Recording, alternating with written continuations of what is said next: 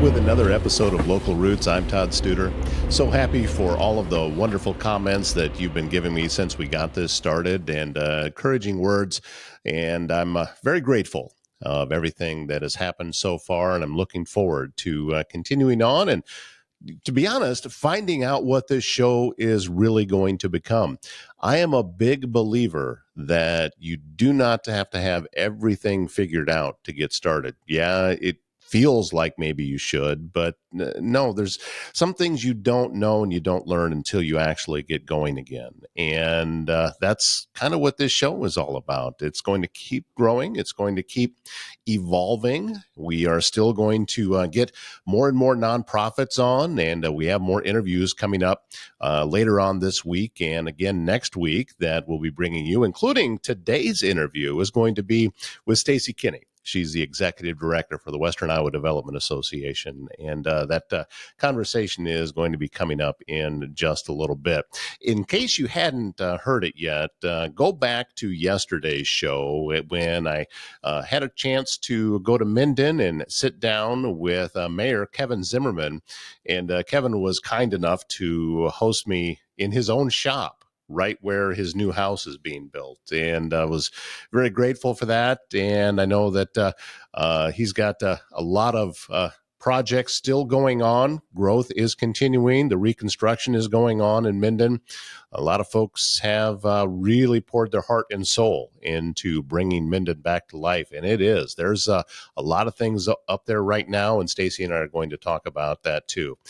I would love to hear from you if you have stories to tell. Could be stories from Minden, could be stories from other communities around Pottawatomie County. Send me an email, toddstuder@gmail.com, and I'll get in touch with you, and we can talk about how this entire process works. It's really easy. You don't even have to come to my studio anymore. We can record it straight online.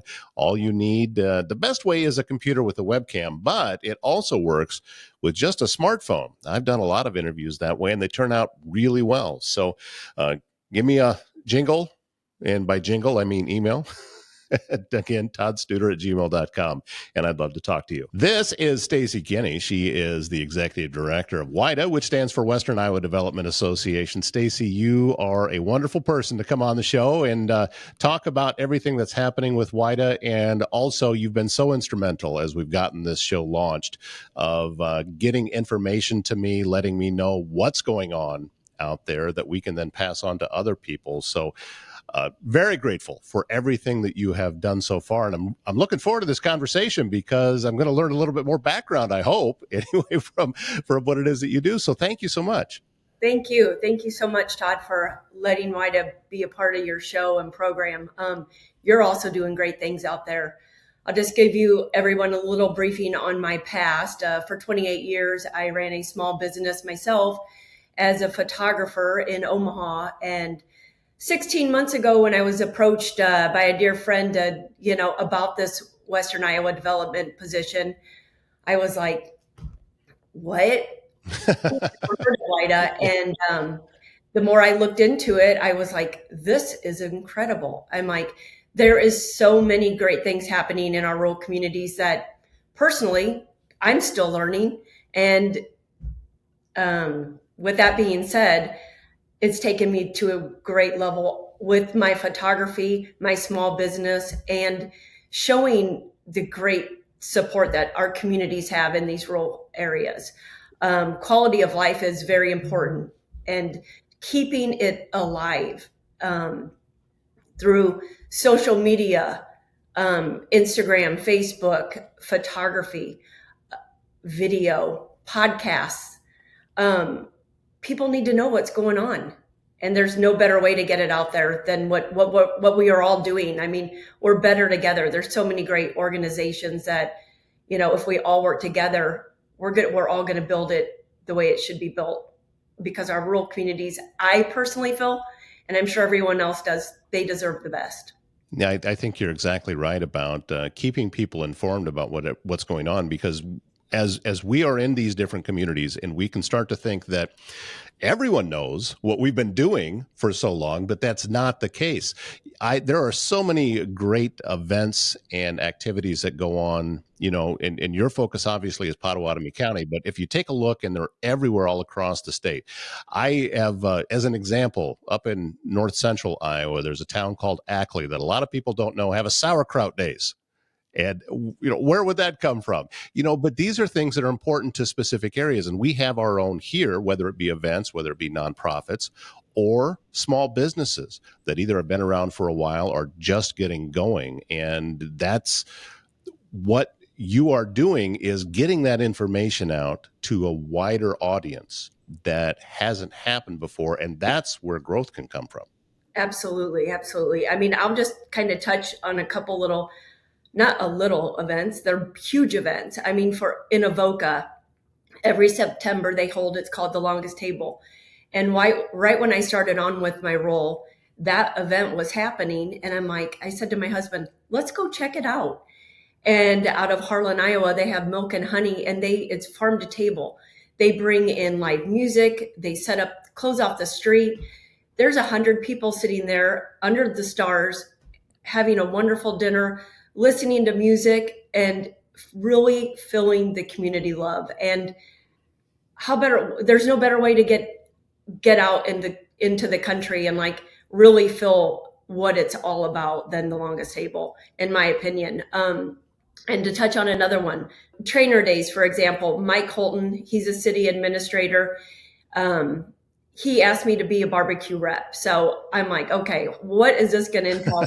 But I brought my husband in with me, and definitely needed his extra tasting buds to make sure that we were appropriate judging the contest.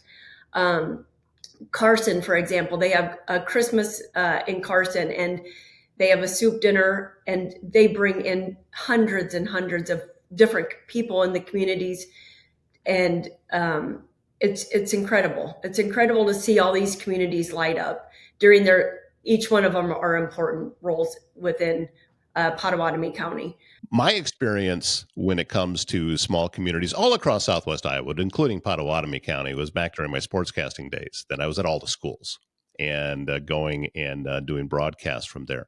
But I had an opportunity to meet a lot of business people when I was doing that, because those are the ones that are supporting the schools. And it's been my experience that if a community, and even in the consolidated communities, if they can keep their school strong, then that helps everything grow. And I believe that what we have all around the county that we live in is an example of that. Everything is strong because of that. Absolutely. I completely agree. And just to kind of touch our small businesses, they need us. They need us more than ever. They need our support. I mean, for example, Minden, they're coming up on the 1-year anniversary, unfortunately, of a really catastrophic tornado, and they're rebuilding. And our communities need to rebuild them stronger and bigger and better.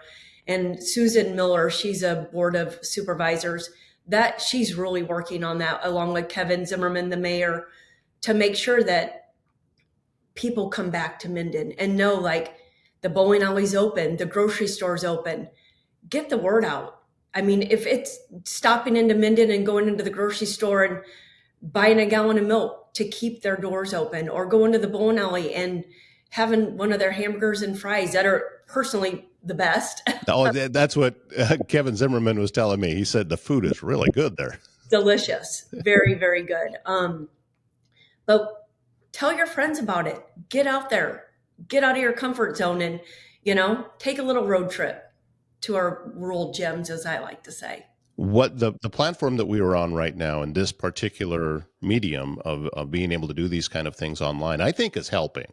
I think it is a way, not just this particular show, but across the board, because you start to see people that well, I know a couple of guys that go out and they go to a restaurant and they sit down and they highlight the food and what's going on there. And it's not as if these people are charging to go in and do a review in a restaurant. They're just going and highlighting what it is.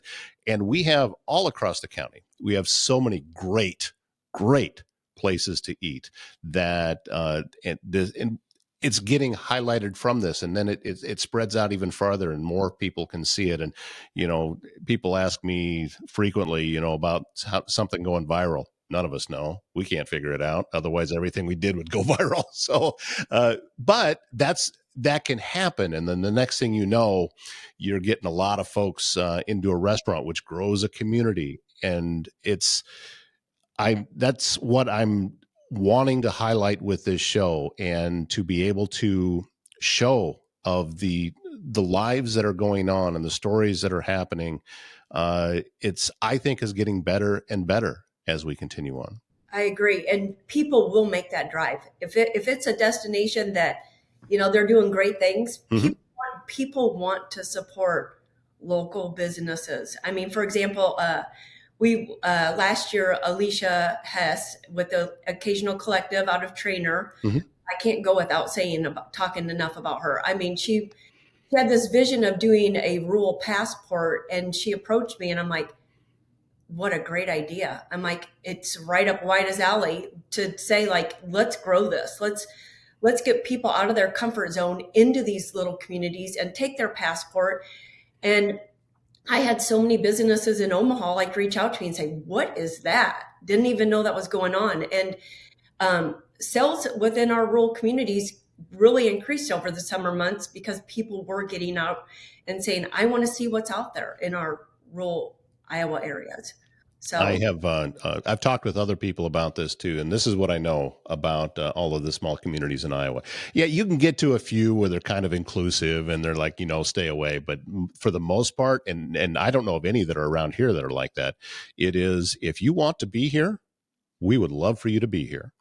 Now, they're also, if on the flip side to that, I say, look, if you're dipping your toe in the water, going in, trying to take people's money and then running out, no, these are smart people and they'll sniff that out in a second.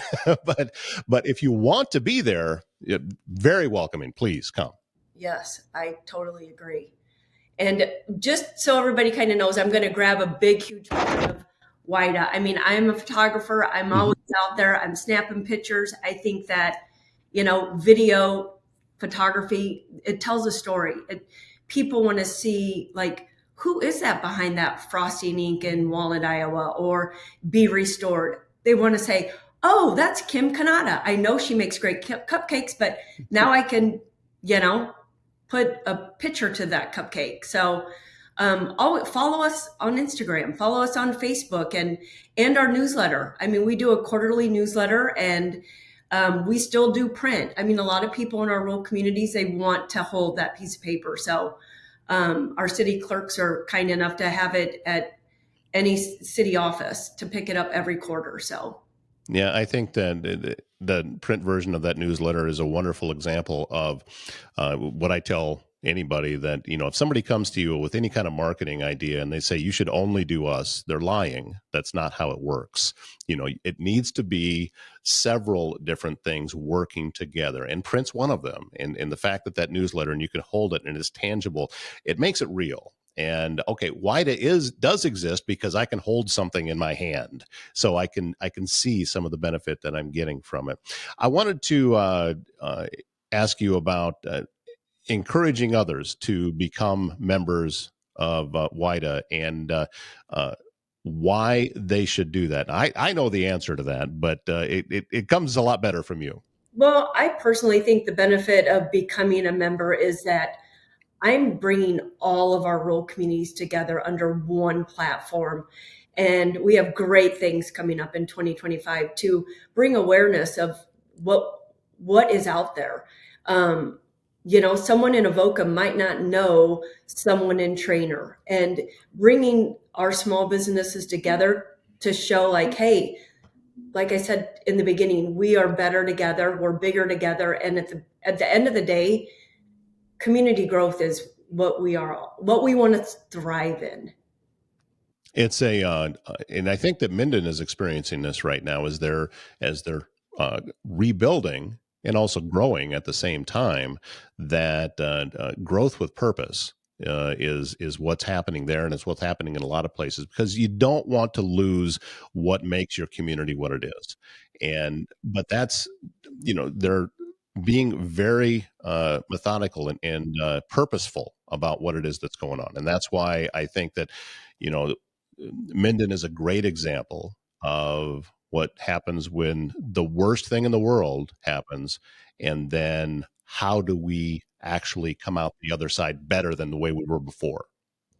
Of course. I mean, they're. I just actually spoke with Shirley over at the country market in Minden, and what she said is pretty true. I mean, the resilience, and she stated and said, "You can shake us, but you can't break us." And it's gonna go a long way, and just follow along with WIDA, and you'll see Shirley on our next video that we send out. So Well, we will continue to pass along all the information that you want us to get out there, Stacie. We're grateful that you're helping us out here with this. And also, thank you for all the hard work you do. I know that every place that I go, people are very happy that you're in the position that you're in and the wonderful work that you've done. And it's not. I mean, it's kind of universal everywhere. People are talking about it. You're making a difference, and it's I don't know about you. I have a hard time taking it when people give me compliments, but you know, I but mean, coming out here today was like, oh my goodness, yeah. But it's another avenue to get the word out, and Todd, working together with you and this new podcast that you've just put out, it's fabulous. So thank you for this opportunity.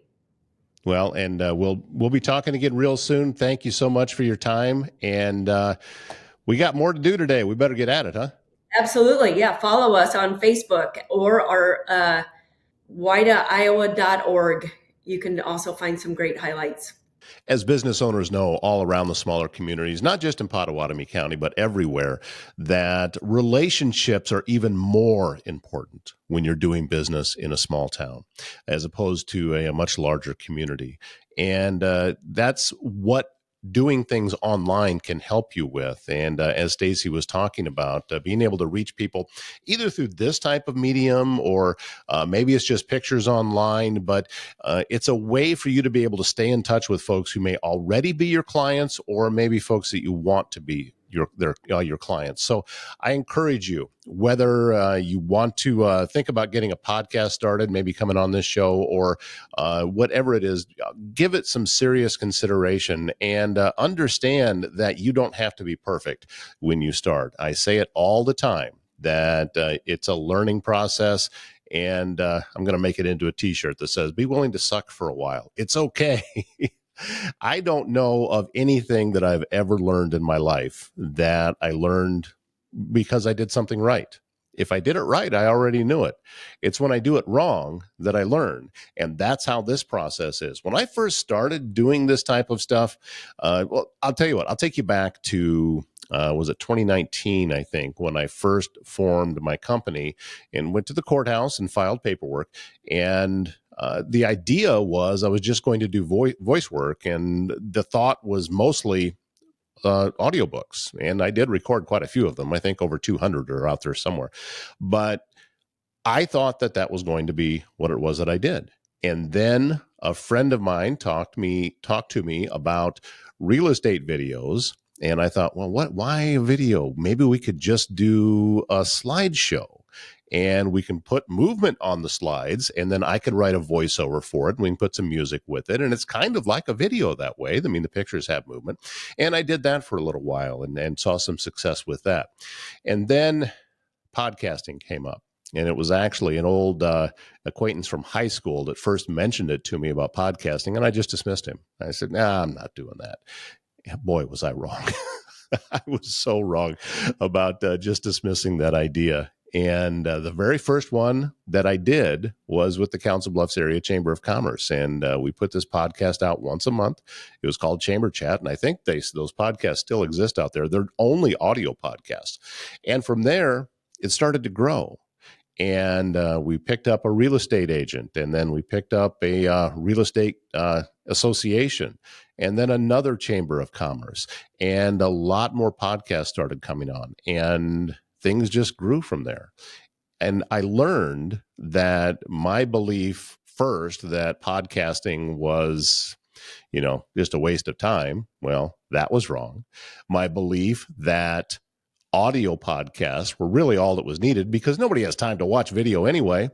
That was wrong because there are so many different things that you can do with a video podcast. And if folks just want to listen, they can, whether it's playing through a video or playing through an audio app. There is no difference if they're just listening. So I was wrong about that. These are things that I learned because I made a mistake. And I'll continue to make mistakes with this show, and we will learn and we will get better. And that's what I encourage anyone to do. And I've said for a long time, if you have a business idea, just give it a try. Just try it. Even if you just started as a side hustle, try it. See how it goes. Learn. Reach out to the people and the agencies that we have access to help you. A couple of great ones, by the way, is first off, Advanced Southwest Iowa Corporation. They are phenomenal, and they do a lot of work all through the county. Many of you are already familiar with them. Another one is the Small Business Development Center. That's at Iowa Western, and it's a wider program than that. I've actually sat in the Small Business Development Center office in Des Moines, so I know that they go out further than just here in Council Bluffs. But I encourage you to talk with them even before you launch. If it's something that you need some help with, ideas for a website, or how do I put together a business plan, or what's the best form of marketing for the type of industry that I'm thinking about, all of these things, there are free resources, and they then in turn can get you in touch with even more resources, sometimes financial. There are interest-free loans out there. There's some straight-up grants out there. There's so many different programs that are designed to be able to help you. So I encourage you, get out there and try it. These are the types of things that are going to keep our small communities growing. Just like a couple of days ago with the conversation with Mayor Zimmerman in Minden, that he was talking about, look, we've got a doctor here. We have a grocery store here. The bowling alley's back open again. And for a community of 650, that's impressive. And those are the types of things that keep people wanting to live in a smaller community. And I grew up in one of those towns. In fact, a lot smaller than that. There was only about 125 people. When I was young, we did have a grocery store, had one for a while. It was right across the street from where I grew up. Had a gas station there in town of 125 people. All those things are gone now. The whole area where I grew up it's dying because people weren't forward thinking, and they weren't trying to continue on with a lot of these things. And that's not what's happening in the communities around Pottawatomie County. We're thriving around these communities, and it's inspiring to see. So congratulations to all of you. And if you have, as I said, any questions about, what it's like to do a podcast, want to be a guest on a podcast, all of these different things, reach out to me, and I would love to be able to help you with that. All right, we're going to wrap things up today. A little bit warmer today than yesterday. Boy, it was just kind of chilly yesterday, wasn't it? But here's the good news. The forecast keeps bouncing in and out that we may hit 70 on Monday. Yeah, that's what I'm talking about. All right, my name's Todd Studer. Have a great Thursday.